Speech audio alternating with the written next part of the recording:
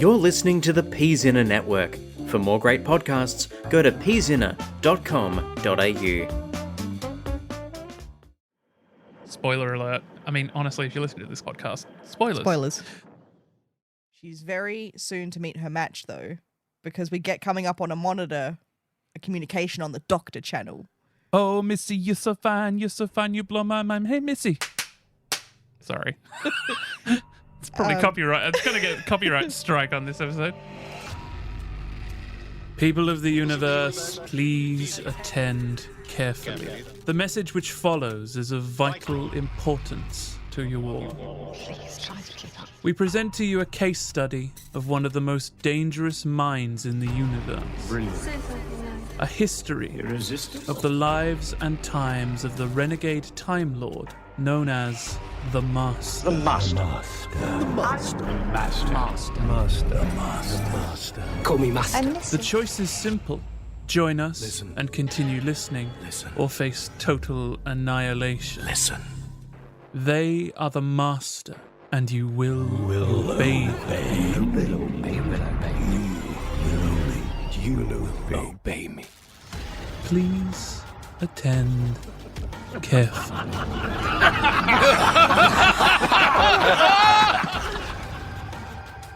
Hello and welcome to Please Attend Carefully, the Doctor Who podcast about the most magisterial of malefactors. I'm Ciarán Moffat. I'm Amber Patrick. And each week we bring you a chapter from the lives and times of the renegade Time Lord known universally as the Master. This week we'll be looking at The Magicians Apprentice and The Witch's Familiar, a 2015 two-part TV story written by Steven Moffat. Amber, tell us, what are they about? The Doctor has sent his confession dial to Missy, meaning only one thing: he's about to die. Missy recruits Clara Oswald, the Doctor's current companion, to assist her in a rescue mission. That's neat. Very neatly put. Okay. Season 9. Yeah. Look, I, as I've said before, I think Moffat gets a lot of undue criticism, but I think, look, there's definitely some issues with this story. It's lore, like, Moffat loves lore. Yeah, law.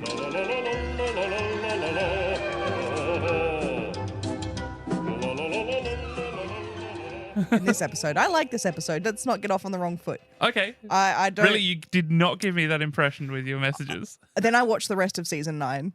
And I was kind of begging for this kind of episode. We're out at the gate with being harsh, but I don't mean to be. I, overall, on reflection, don't mind this story. It's not perfect, but I don't mind it. I think there's a lot... I'll say I really do love a lot of Michelle Gomez's choices for Missy in this episode. I think that's its strength. Yeah, absolutely. Today I should be talking to you out of square window. How's your boyfriend? Still tremendously dead, I expect. You go, girl. Because you should never believe a man about a vehicle. No, wait, hang on a minute. Daft is your arch enemy now? Hush. I'll scratch his eye out. I know. No, I've not turned good. I mean, today might be the day. What day? The day I kill you. Anyway, back to the story.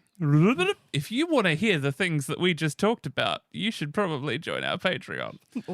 Ooh, that's a nice plug there. Okay. So, it starts off, we're on Earth, and all the aeroplanes in the sky have stopped. Yes. They're just frozen.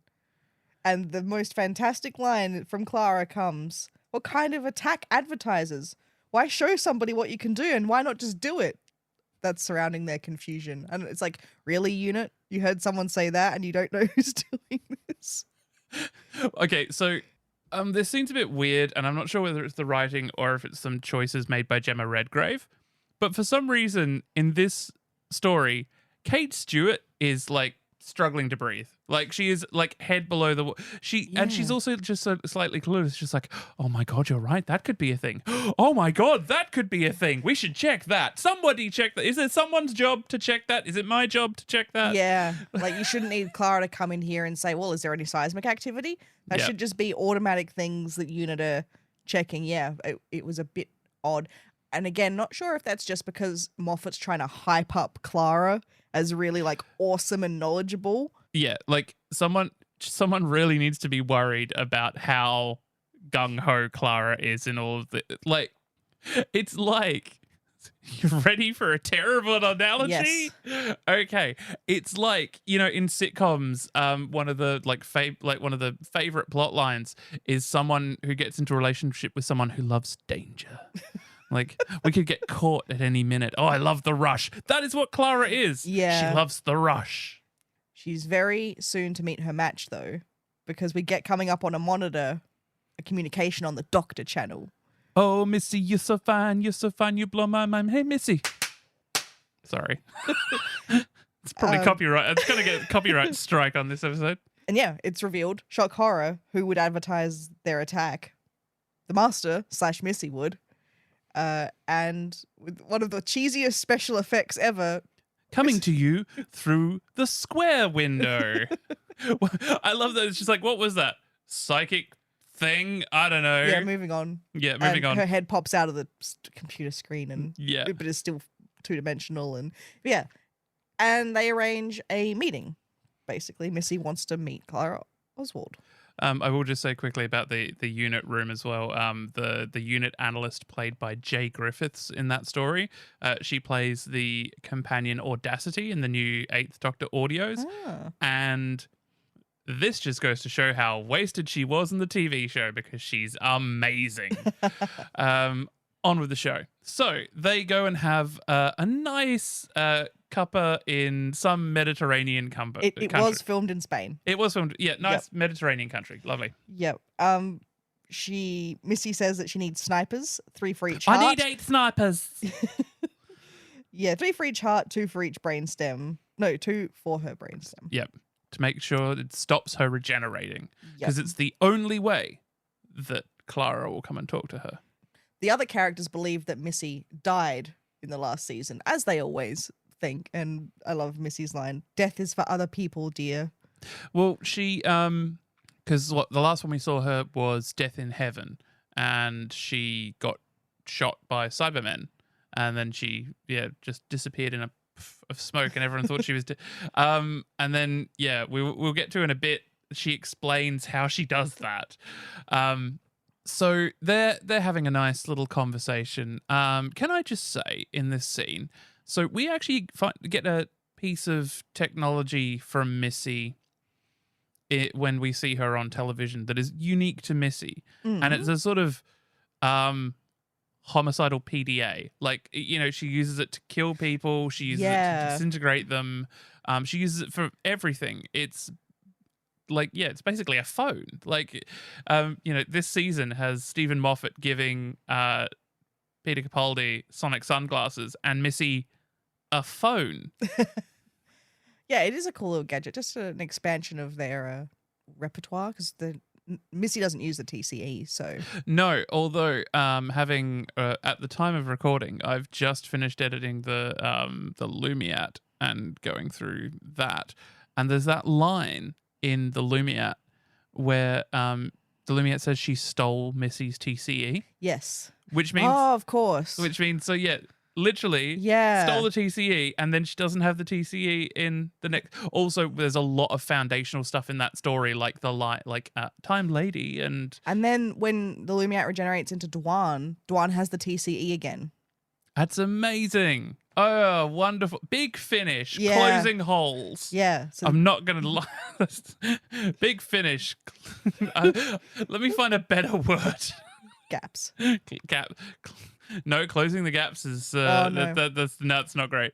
Working Big one. Finish. Fixing plot holes. There we go. Ooh. So they're having the chat. This is one of my favorite tropes things ever. So Missy has the Doctor's confession dial. Yep. And explains that the confession dial of a Time Lord is sent to their closest friend on the eve of the death. Yes. And Clara immediately goes to pick it up, and it zaps her, and Missy's like, what are you doing? And it's such an earnest, what are you doing? Not a ha ha ha. It's just like, what the hell do you think you're doing? Yeah. As if someone has just reached over and grabbed food off her plate or something. Yeah, and it's just this bare expression of, well, no, I'm the Doctor's best friend. And Clara's almost jealous or upset or doesn't like, well, no, I am. And Missy's like, please. Yeah. And the best thing ever, she goes and points to this old couple walking a dog. And she's like, and they're walking the dog. And Missy's like, do you see that couple there? You're the puppy. I love it. So, I do love that. I really love that. It is a beautiful piece of writing. But it ignores the fact, like, how is a nice old couple walking past with a dog in a military area? That's just a great gag. How did the hand pick up the golden tooth at the end of the giggle? You know, like it's just one of those great gags. I agree though. It's there for plot reasons, obviously, but like units keeping a cordon, surely. Like they let the old couple through. You know what? You should go through. You've got plot coming up. Yeah. You're going to make a really good sight gag. Go on. And then Missy starts killing people just to really prove. Oh, that's right, because Clara's just like, are you trying to tell me that you're good now?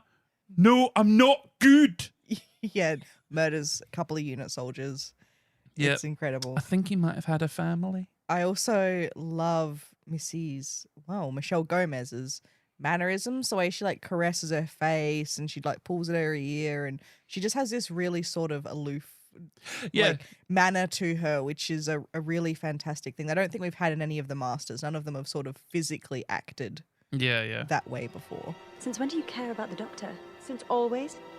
Since the Cloister Wars. Since the night he stole the moon and the President's wife. Since he was a little girl.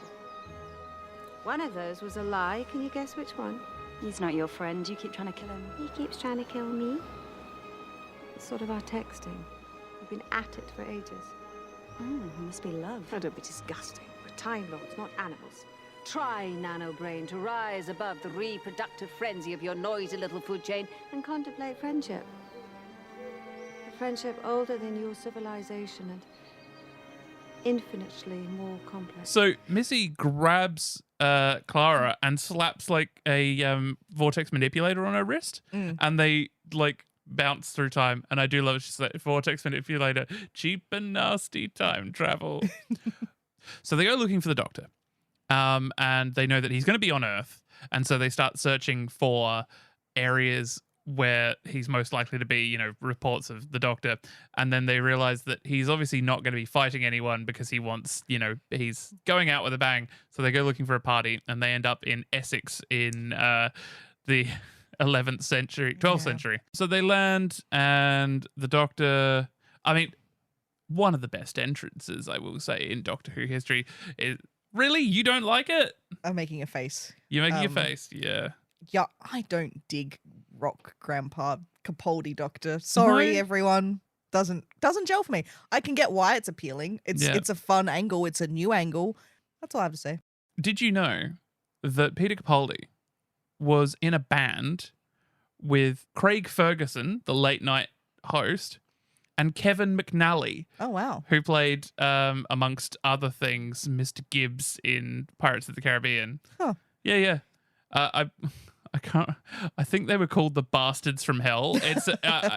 I'm trying to remember. Like, it's often going to get him confused with Neil Gaiman's first band, which was the Dream Boys. But so we could get Capaldi Doctor and Sim Master together in a band, because John Sims was in a band, I think. I don't know if he still is, called Magic Alex, and he was the bass player for that. Oh, he should have played the drums. Sorry. Oh dear. Anyway, I don't back know. to Essex. Yeah. Must we? The only way is Essex. Okay. So yeah, the Doctor rocks up on a tank. I bought it for my fish. I should never have bought online. Yeah. Also, we should point out that the story kind of started with the Doctor finding a small child on a battlefield who says, "Oh, my name's Davros." And the Doctor's like, "I'm not dealing with this," and leaves. Oh yeah, this is about Missy. It's not about the I Doctor. know, but yes, it's the framing contextual. The framing is that the Doctor has left, which does come into this scene because Colony Saf turns up. We can tie it in. Is that they're like, "Why are you doing this? What's wrong? Why are you dying? What's going on? Why are you having a party?" And Missy says, "Oh, wait, what's that look on your face?" And Clara guesses, "Oh, it's shame. Yeah. You've done something that you're ashamed of that's pushed you to this. What is it?" And it's that he left a child, even though it was Davros, for dead in a war zone. And Steven Moffat very neatly basically shows us where he got the inspiration from this, where the Daleks and Davros are concerned. And we need to kind of talk about the Daleks and Davros because this whole series of how like the Master relates to the Daleks and Davros as well. Everyone talks about genesis of the Daleks, and there's the famous line of do I have that right? But there's the line that the Fourth Doctor says was, if you saw a child and you knew that child would grow up to be a horrific dictator that would murder millions, would you be able to kill that child? And that's where this story is. Yeah. The Doctor has found young Davros on a battlefield. He knows what will happen if he saves him, and so he runs away. He doesn't want to deal with it. Clara and Missy are sort of wondering what's up with the Doctor, and then Colony Sarf, which is a bunch of snakes in a dress, turn up. Okay, I can only defend Moffat so far. It's not here? Not Colony Sarf. It's such a stupid idea. It is such a stupid concept. Yeah, I didn't dig this. It was okay, but no. No. I also don't like the barbarian guy that the Doctor was fighting growing a Dalek stem out of his forehead. Well, you see, that's from something else, isn't it? Yeah. So they've done that in a couple of other stories, 11th Doctor stories. So that's basically Steven Moffat taking the Robo-Man to its next logical conclusion. Yeah. So, in the first Doctor stories, we have the Robo-Men that had the helmets on that would control their brains and stuff. Now they're literally Daleks are piloting corpses. And that was a big thing, especially right at the end of the 11th Doctor's run. Look, again, I think they're kind of they're not in any way scary anymore. No. The Daleks need a complete rethink. Inform High Command. It is located. The TARDIS is located. The TARDIS will be procured. Procure the TARDIS. Procure the TARDIS. Colony Sar reveals that Davros is dying. Yep. But he's summoned the Doctor to his side basically to see him through death. And Missy and Clara are both like, well, if he's going, we're going too. Yeah. And then, the Doctor's all like, no. But they all go together. Then, the Doctor explains the whole thing. Missy's just sort of like, la, la, la. There's even a beautiful bit where she's sitting there going, oh, oh, oh, oh, oh. Yeah, she's singing in the prison cell, which part of me wondered, is she using that to test thicknesses of walls? Yeah. Look for weak points? Because it's an interesting and very direct sort of... It doesn't just seem like she's singing for the fun of it. It feels like she's doing it for a reason. Yeah, exactly. And then she dances around and, trying to work out the gravity. And I do love that we also get this moment where Clara calls the Doctor out for hiding Missy's death, that he knew it was fake. Yep. But again, I love it in that there's these two Time Lords just flaunting this relationship and everyone around them is just really frustrated by it. Yeah. That the Doctor lied about this to Clara and he's doesn't really care. It's just another level of friendship and understanding that the Doctor and Master have that no one else ever really grasps. The relationship between the Doctor and the Master is less destructive than the relationship between the Doctor and Clara. Yes. And anyone listening to this who has something to say about that, if you're a big Clara fan, you already agree that she's dangerous and fucked in the head and a complete mess. That's your whole shtick. I've seen the tags. Yeah. It's one of those characters, much like the Master, that is awful, but you love them for who they are. We don't really love Clara. No, we don't. We love the Master more. Why are you sharpening that stick? Well, I've no idea how long we're going to be stuck out here. Might have to go hunting. So, why am I tied up? In case there's nothing to hunt. Okay. So they're in this prison cell, and I love, again, the very last episode we did, Frontier in Space, that we recorded. No, that's not what the order is. For well, it doesn't matter. Guys, we record things out of order. So the last time we saw the Doctor, the Master, and it was Joe in a cell with them, and now here we are, same characters, different cell. My question to you is, right. So the Doctor and the Master are he goes gravity, and she's like, gotcha, don't worry, I'm all over it. And it's revealed that there's a door because they're on a planet. I'm sorry, who built a prison cell with a door in it to the external surface of the planet? Yeah. Daleks, apparently, but you know. Yeah. Well, yeah. Yeah. There's a door that goes outside. Plot device again. Don't.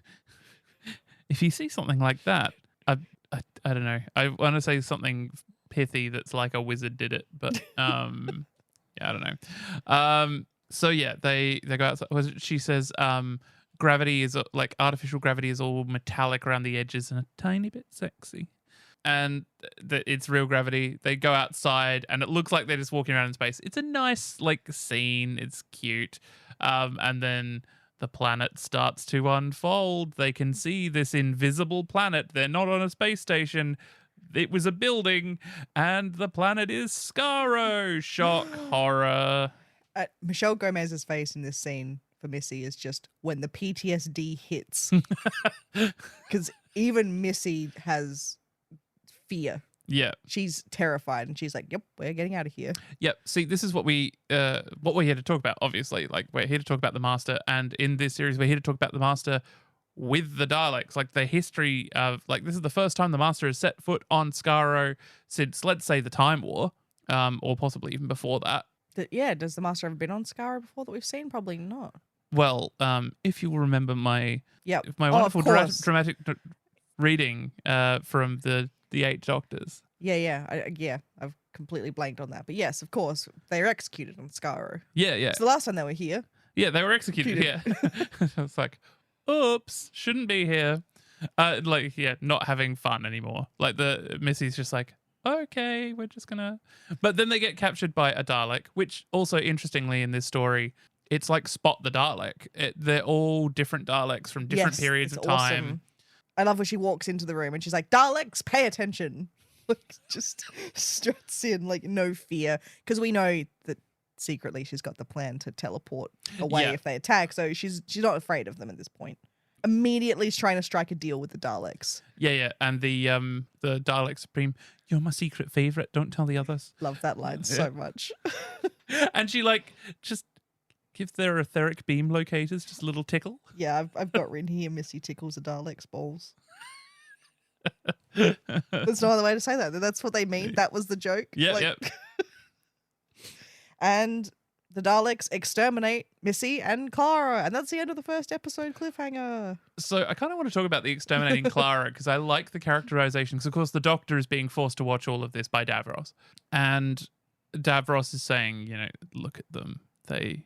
They need her to run. Like as if the Daleks are cats. Like, I suppose cats is probably quite a good allegory for Daleks, really, because the cats are nasty little things that...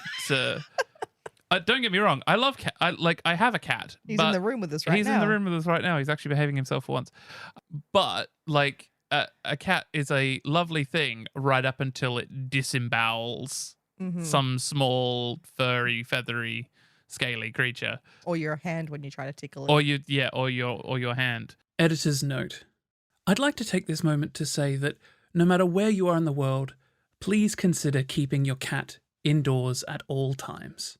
The average house cat will kill 750 birds, mammals, and reptiles per year. They don't hunt when they're hungry. They hunt for fun. Aside from this, your cat could catch diseases, get into fights, be poisoned, or hit by cars. There really are no losers to keeping your cat indoors at all times. And look, we all know the jokes, if you died, your cats would eat you. So yeah, but I like this concept that the Daleks are going to exterminate Clara, but they want her to run first. Yeah. They want to enjoy it. Yeah, we learn a lot about the Daleks in these episodes because obviously in the next part. Yeah, it's lore heavy. Yes. So, yes, the Daleks all fire, exterminate at Missy and Clara. That here endeth the episode. And then the next episode, Clara's hanging upside down and Missy is sharpening a pointy stick, which is impressive because there's no plant life on Skaro. Where did she get the pointy stick? Perhaps an old master left a cache of sticks around should they ever be back on Skaro and need a weapon. Because there's rope too. Do we say cache or cachet? Oh, cache is how I say it. Oh, okay. Oh. No. Uh-oh. I'm sorry. I'm not. Again, this is great extra material, but no, it's just like that's an interesting way to pronounce it. I'm not having a go. It's probably. I'm sure it's a regional thing. So Missy explains how they escaped by telling a story of how the Doctor escaped. I love the idea of Missy telling a story about the Doctor. I love the idea of Missy knowing what the Doctor has done, and also the fact that Missy's whole plan hinged on something that she learned from the Doctor. Yeah. And also I love the detail that she doesn't know which one it is. So she's like, we'll give it to the eyebrows. She said it doesn't matter which one it was. She can't remember. And they're all the same person, so she might as well just make it the most recent one. And I do love that it shows us like a glimpse of it being Tom Baker, like running from pillar to pillar, and then it turning into Capaldi, because I do feel like Capaldi's Doctor is most like 4. Well, I think there was another Doctor in the middle there somewhere, wasn't there? it? One. It's one. It was like your 1 4. Like it just could be anything. I like those little cuts like that. Anything that really hammers home the fact that the Doctor is still the Doctor, no matter how they've regenerated. And this episode is so strong on forming that familiar friendship that's not antagonistic between the Master and the Doctor. Well, and what I love about this scene, so obviously, it tells the story of how the Doctor escaped some invisible assassins using a teleporter. So when the assassins fired at the Doctor transferred that energy into the teleporter and teleported away, unfortunately into a nest of vampire monkeys. But that's another story. But Missy says, I planned that. The Doctor completely made it up on the spot. He completely improvised it. He would have had to make all those calculations in the fraction of a second, and he did it. So that shows Missy's admiration for the Doctor. It also brings a very cool foreshadowing of Hellbent, where he does that again, the in the moment calculations. Yeah. It's a really interesting way of looking at it. It's funny, isn't it? Like the whole first episode, we're sort of going, oh yeah, Missy's doing stupid stuff, and she's going, ha, ha, ha, ha. But then we get the start of this episode, something that is just basically a throwaway scene to explain how they got to where they are, and it is one of the most lore-heavy scenes. Yeah. That really is also one of the most emotive scenes that shows off their relationship. I love it. Yeah, it's fantastic.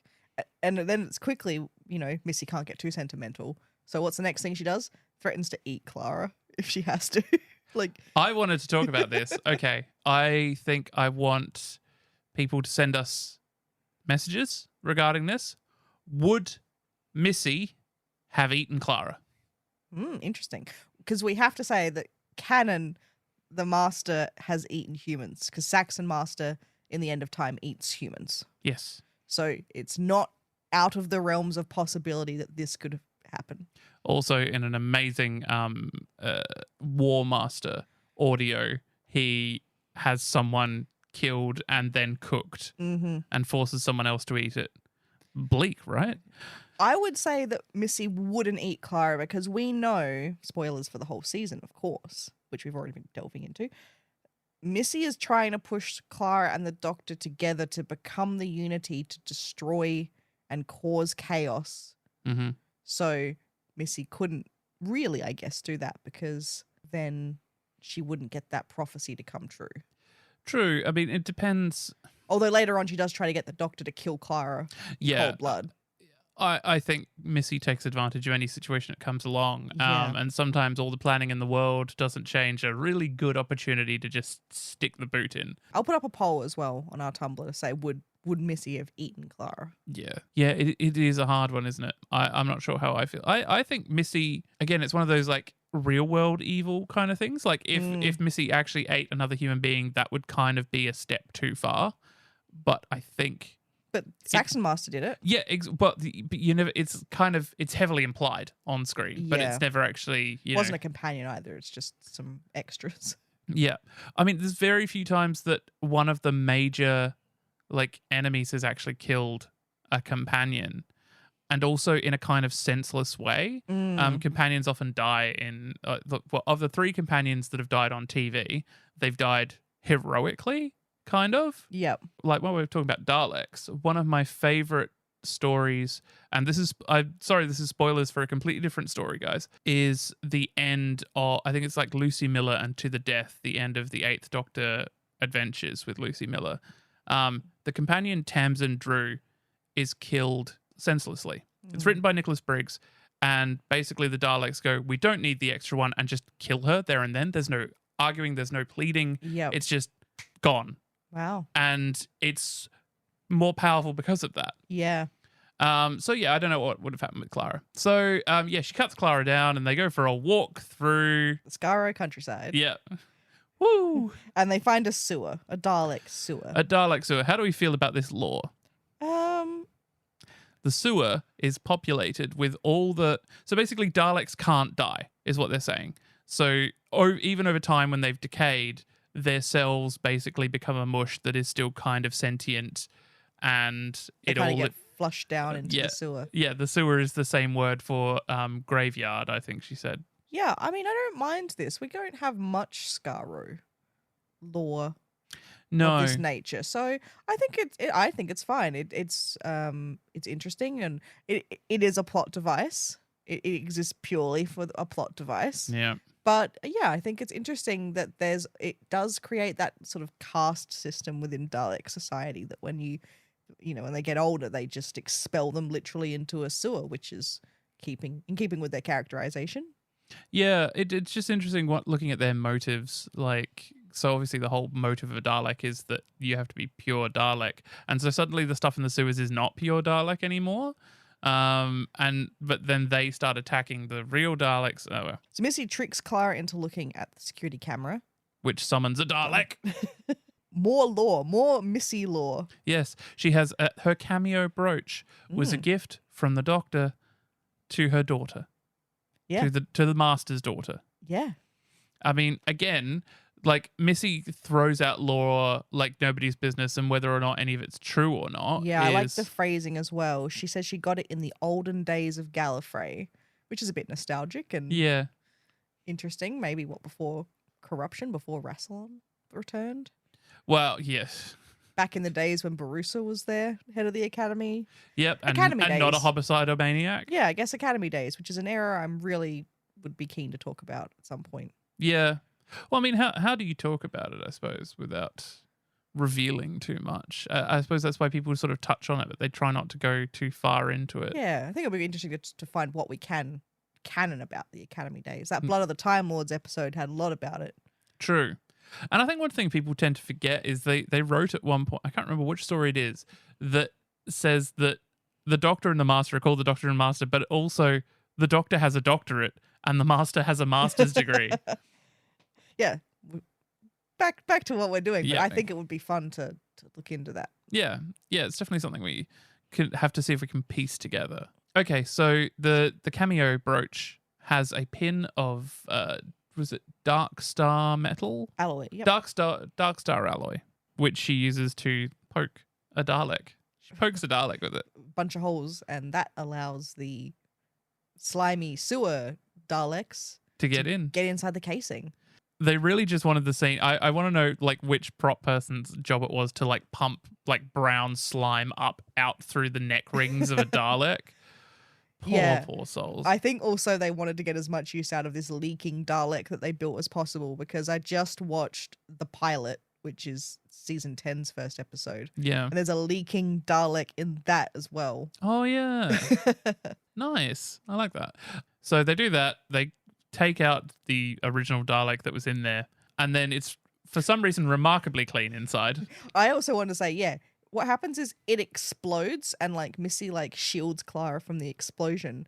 But then what was the explosion? Because the Dalek's intact and fine and anyway. Yeah. Just wanted to flag that one. Yeah. So they put Clara in it. Yeah, they put Clara in it. What's that wonderful line? The nanites fix any damage of the probes going into your brain. Oh, what about on the way out? Oh. Don't worry about it.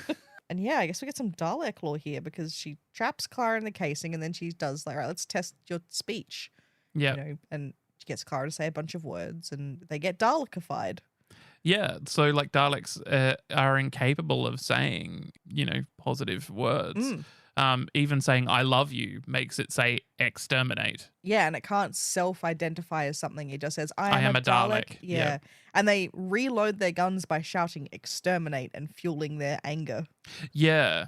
It's really quite chilling in a way, like giving that view of what a Dalek is. Like, because Daleks, although they will kill you instantly, because they are basically a tank and you only see the outside, Daleks always kind of seem, unless they're jiggling about, they always kind of seem calm. Yeah. But the idea that they're not calm at any time, like they are constantly hating everything, is seething in rage. Yeah.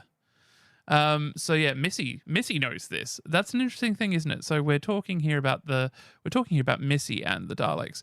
Missy knows a lot about the Daleks. Knows how to manipulate this situation exactly. Also, what I like about wants. this scene is she's learning about the Daleks as well. Yeah. And she's enjoying learning. Yeah, like, okay, let's do some tests that I need to gather info from. Yes. You're my guinea pig. Yeah. And she knows, she can foresee how this is all going to play out as well. She knows exactly what she's doing, putting Clara in there. Yeah. She's in total control of this situation. And in more control is that they head off together and another Dalek finds them. And Missy's like, oh, I'm a prisoner that this Dalek just captured, so take me to the bridge now. Mm-hmm. You know, perfectly manipulates the situation to get her back to the bridge. Yeah. All the while, the Doctor is having a D&M with with Davros. So I will say that this scene with the Doctor and Davros, for me, the perfect rendition of this is a 2-man play. Yeah. That is just the two of them alone in a room on the last day of Davros's life. Like, it's a really kind of beautiful setting, and the two of them knock it out the park acting-wise. Julian Bleach is a brilliant actor. Yeah, like, it's sad, it's meaningful.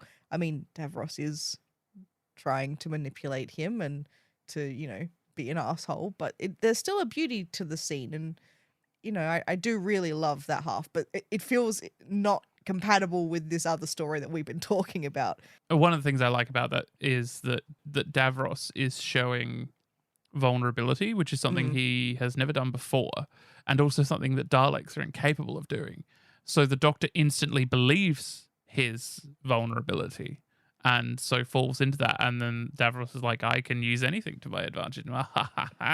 Yeah. Unlimited power, unlimited rice pudding. We do also have, unfortunately, this episode has the Doctor steals Davros's chair and leaves him on the ground. Yeah. It is one of those things, isn't it? It's hard to and I'm sure we've talked about it before. Like, you and I have talked about it before. I'm not sure what episode or how it came about, but we talked about Davros and the way that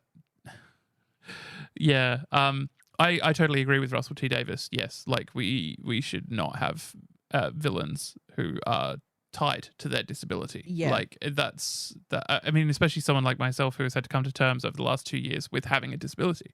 I understand. Like, yeah, no, that's not great. Davros is so iconic that it's kind of hard to shift that around in your head. Especially when it's played so beautifully like this. Oh, yeah. And yeah, like the Doctor being in Davros's chair is a sight gag that Moffat wrote, and it's like, of course, like that's the 100% the scene that, you know, you want. And just for the line of the Doctor getting into the room with the Daleks going, admit it, you've all had this nightmare. Yeah. It's funny. Yeah. Yeah. And then I guess, suppose, given all of the recent updates to the show and Russell T Davies's thinking, rewatching this highlighted it to me more. Like, oh yeah, this isn't great. No. Like, yeah, okay. Yeah. It's not like suddenly that life support unit is very visibly a wheelchair. Yeah. Because he's on the floor and he's powerless and he's just laying there and he's got... Yeah, it's not great. Me! Assist, Davros! Assist!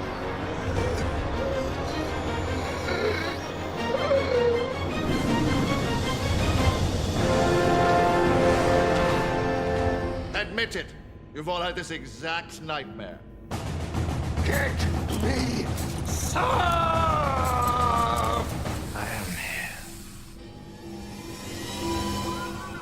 So, anyone for dodgems? Missy hands Clara over to the Daleks. Is like, here she is, inside this. Yeah. She's all yours. This is how you control the Doctor now. And the only way they got out of it was because the Doctor has suddenly been tricked by Davros to giving up some of his regeneration energy.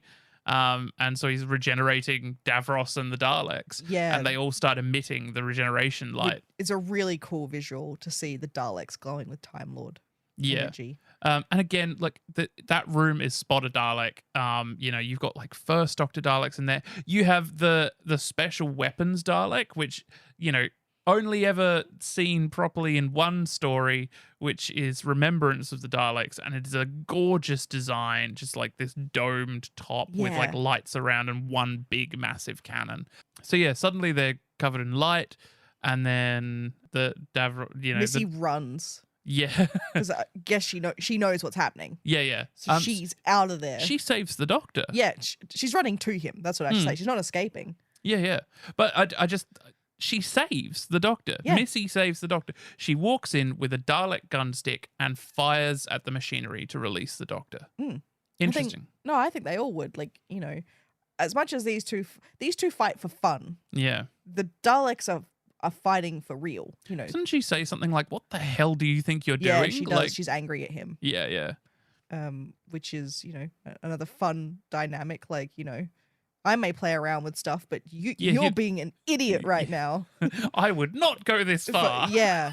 And then we get Missy and Davros meet for the first time. She even says, "Lovely to meet you. Nice to finally meet you." Yeah. And then she pokes him in his eye.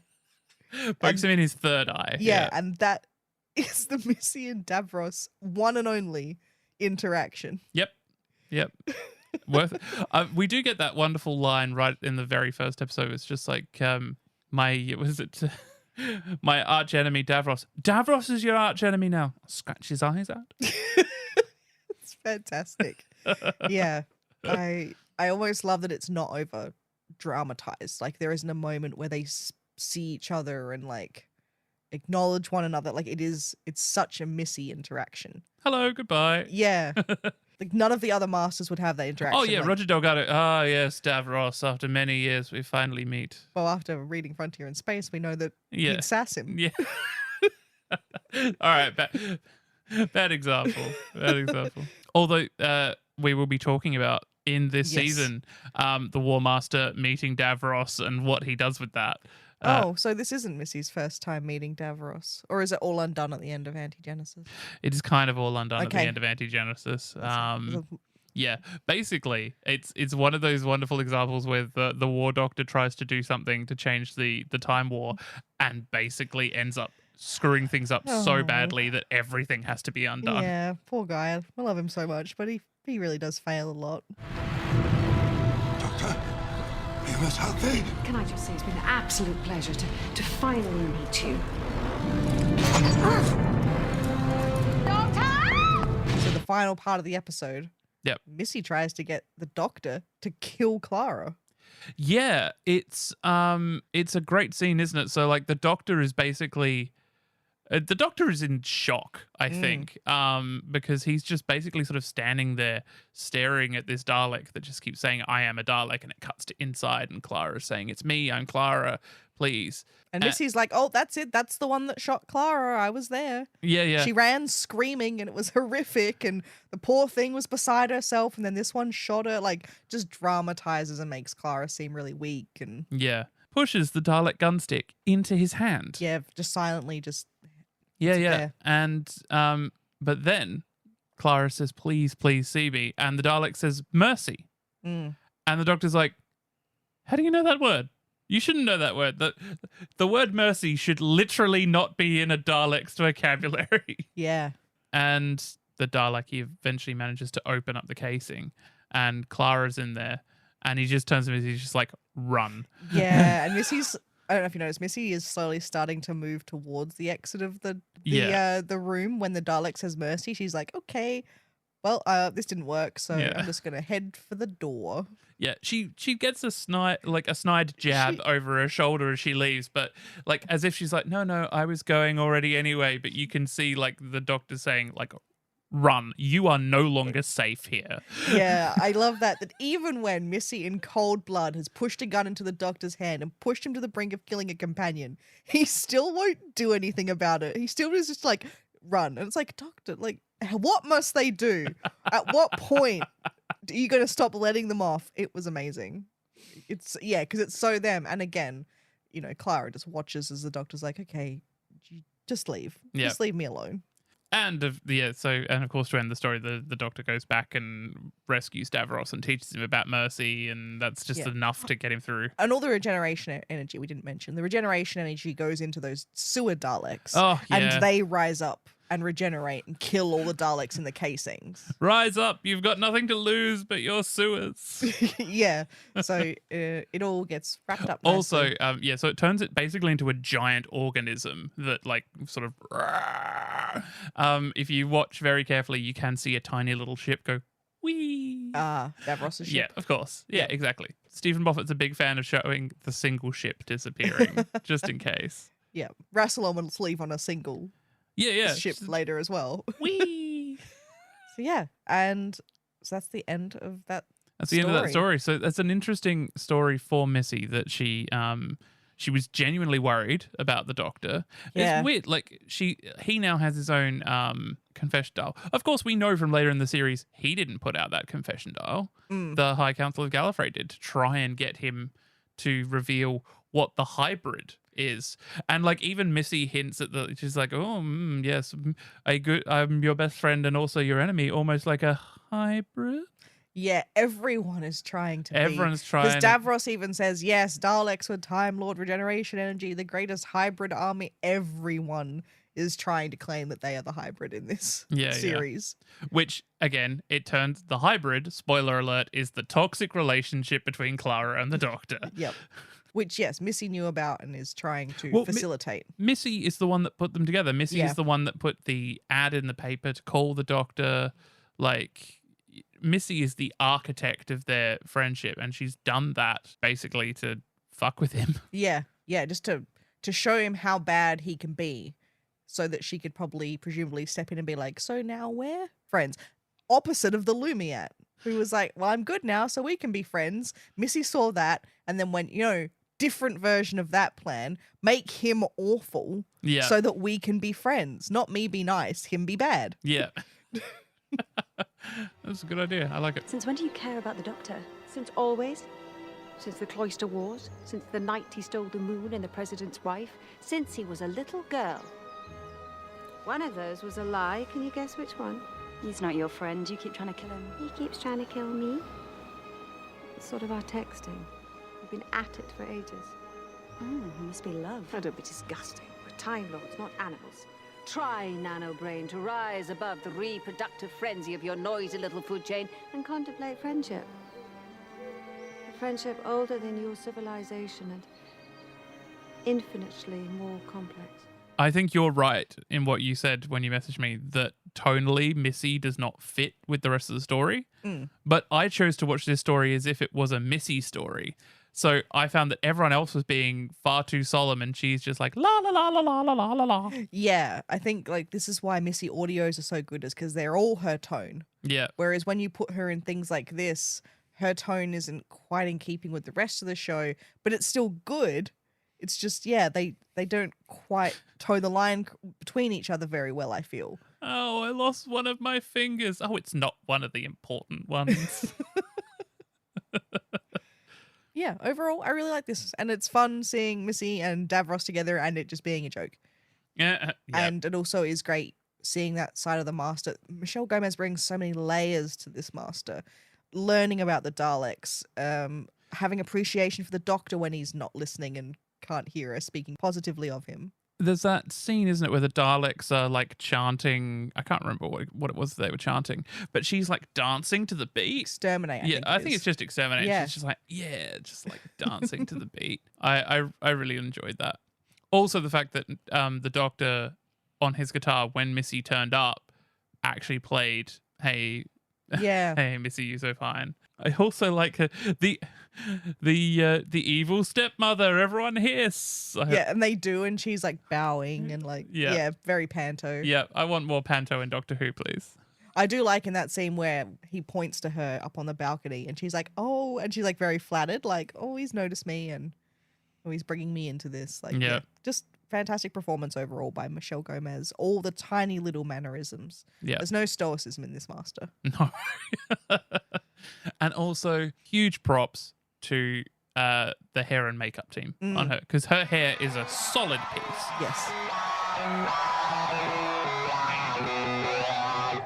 What the hell are you up to, man? It's the wicked stepmother, everyone. Hiss!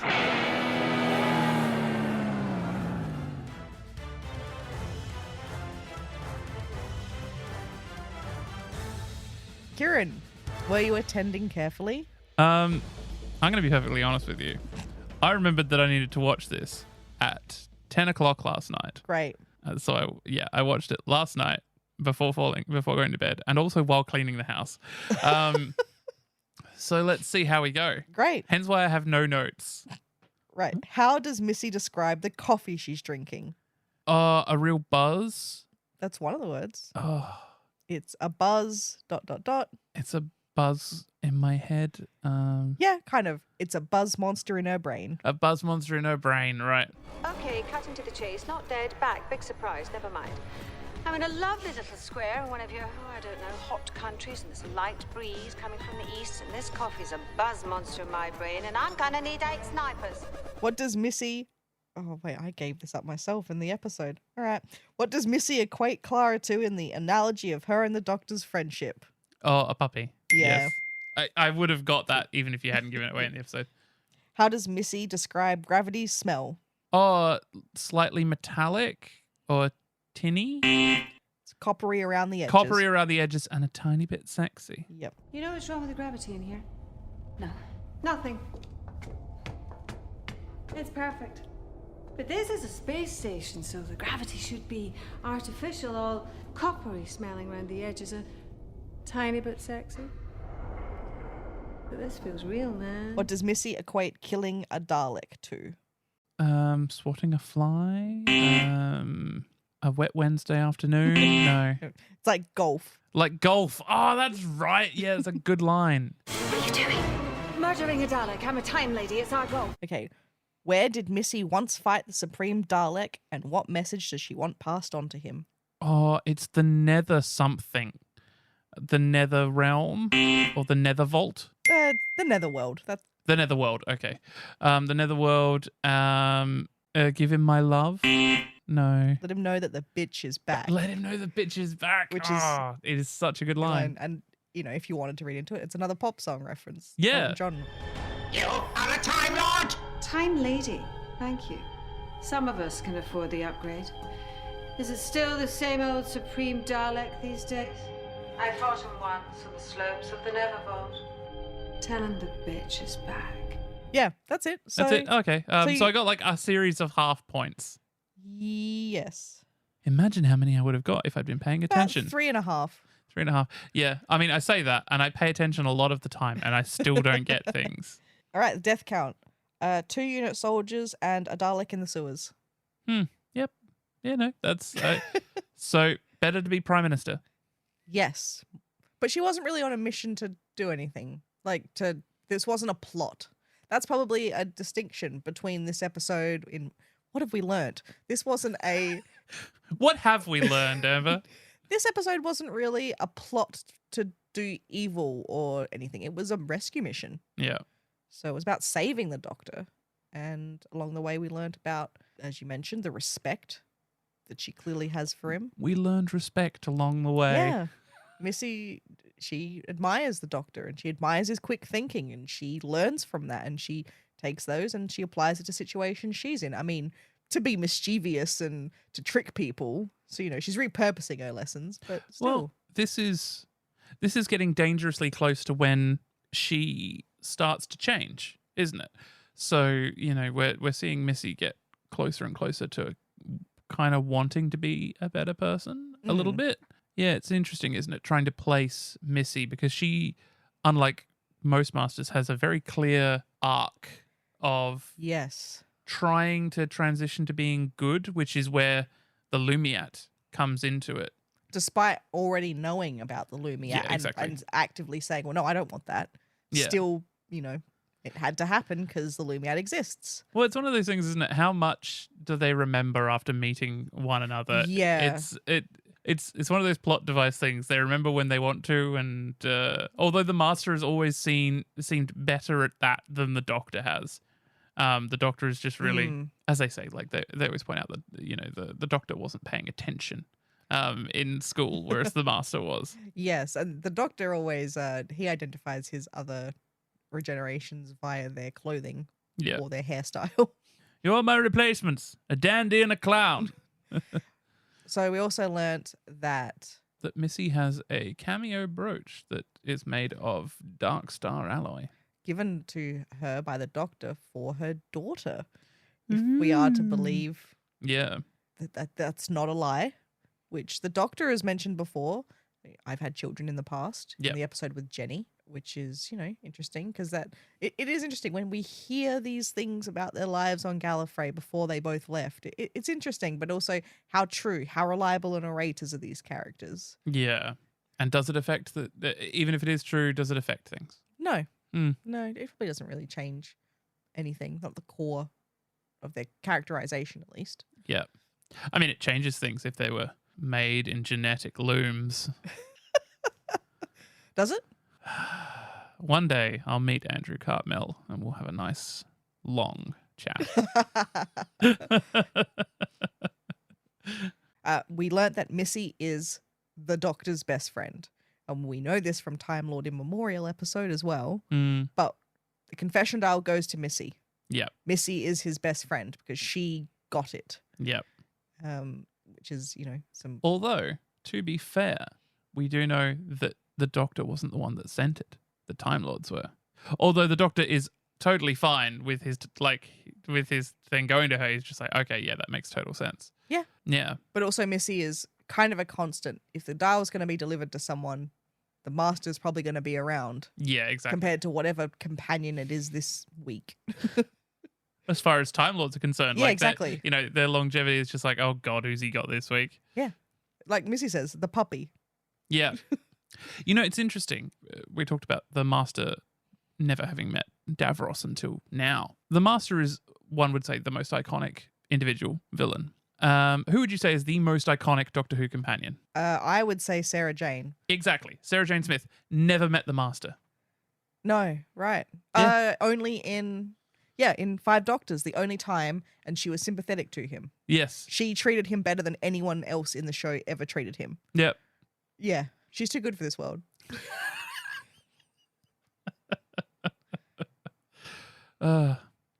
Cool. I think that's it. I think we've discussed and yeah.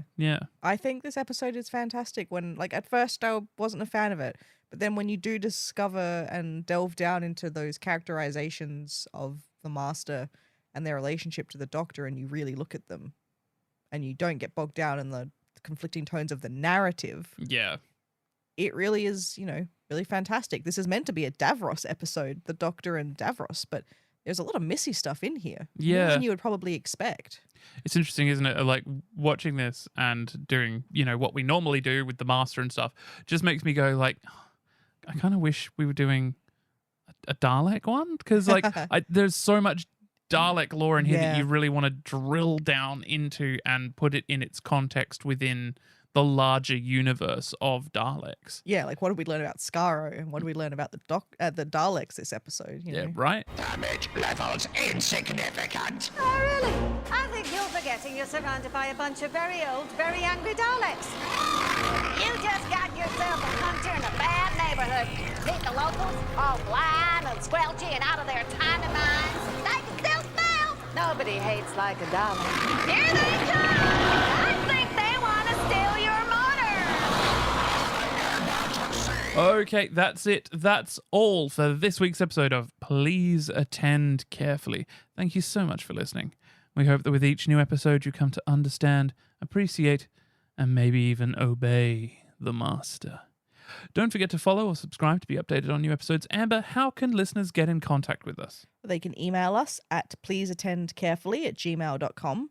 Send us an ask on Tumblr at pleaseattendcarefully. Follow us on Instagram at Please Attend Carefully, and find out more on our website, pzinner.com.au/shows/attend. That's right. As of this series, you can also find our episodes on YouTube, and we now have a Patreon featuring exclusive subscriber content with tiers starting at just $2. I've been Ciarán. And I've been Amber. We'll leave you with a clue for next week's episode. We hope you'll be tuning in. After all, it can't hurt you to listen, can it?